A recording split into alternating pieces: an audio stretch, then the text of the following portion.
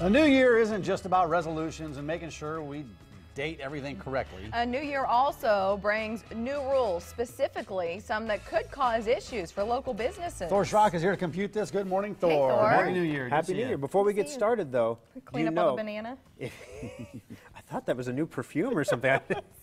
Oh, do a banana. Like a minion or something?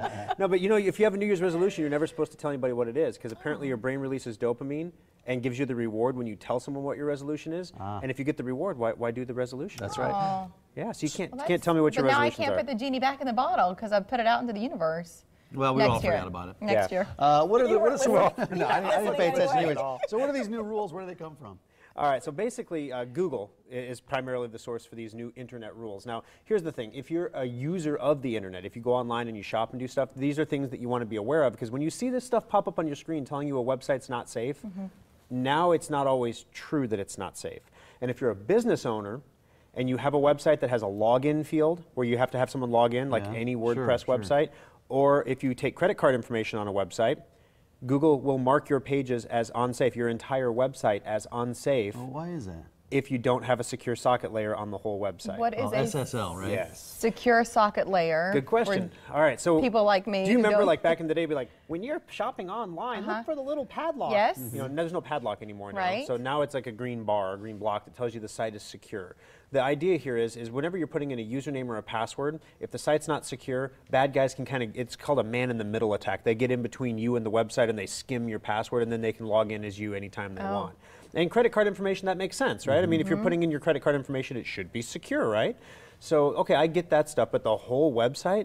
So if you have a login field anywhere on your website and it's not on a secure socket layer, which up until January, there was no penalty for it. You got a little bit of a boost, but there was no penalty. Now, anyone who's using the Google Chrome browser, Google has implemented this new algorithm that will mark the website as unsafe and make the user click a bunch of buttons to continue through it. Which means that was as you're of driving business off. You're losing business. As of January 1st, that started? Yeah. So what do you do if you're a business owner? I mean, I think about cry. stop it. But I think about the business owners that have a bakery. They know their business. They don't know about this stuff and how to navigate it. Well, and that's part of the issue is most businesses rely on like the yellow pages for their SEO. Their search engine optimization and keeping up on things. But basically, if you have a business website and it's just a brochure, you know, there's a couple things you need to do. First of all, you have to get on a secure socket layer, even if you don't have the sign-in feature, even if you don't have credit card information on your site, just having that secure socket layer, it's like a one-time expense. You renew the certificate every year, but boom, it's a one-time expense and it's done. And then you get a boost in the search results, and your competitors aren't doing it. So it really pushes you up. The other thing is a responsive design. You can tell if a website's responsive. If you're really bored, this is what I do for fun. So you resize the website, right? So you have a website on your screen, and you grab the corner of the window and you go really, really small, really, really big. And if the content rearranges itself on the screen as you adjust the size of the window, that's a responsive website. So that's a really easy way if you have a website to test and see if you're responsive. The reason it's important is, I might have a 4-inch phone or a 3-inch phone or a 7-inch tablet or an 8-inch tablet or a 10-inch tablet or a 15, 17, 19, 23, 21, 27-inch monitor on my computer. The website should resize itself and rearrange its content to look good to me. And so when your website does that, Google says, you care about the user experience. Your website looks good. In fact, your website looks great on mobile phones. We're going to rank you higher, especially for mobile searches, which is over half of all traffic You're now. being rewarded. Yes, and you're being penalized. If you do not have a responsive website, you may not show up in the search results for mobile searches at all. Oh, wow. But here's the trick. I Googled myself, right? Okay. And it shows up, and I'm number 1. Google arranges the search results in the order you want to see them.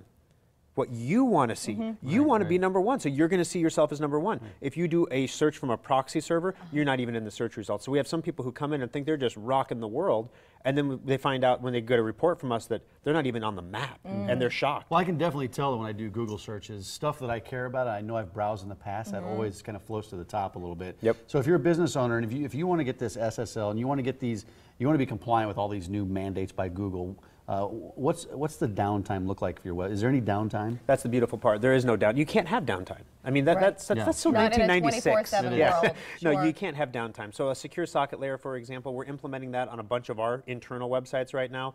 And the secure socket layer is literally, we do all the work and then we flip a switch.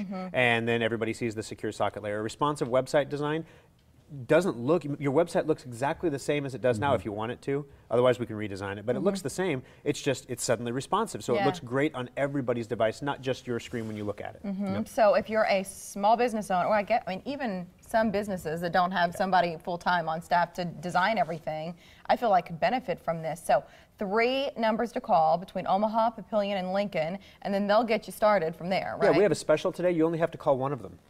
Just call one of the locations. That's fantastic. Well, you make it easy, don't you? I thought that was an or statement. Did it read as an and? I meant or. Village SchrockInnovations.com. Point, Papillion, Lincoln. Yeah. Or. It's the banana. Good to see you, buddy. My potassium is through the roof. Thank you, Thor. Thanks, guys. All right. This is a lot of bad jokes up here. Still ahead this hour. One industry.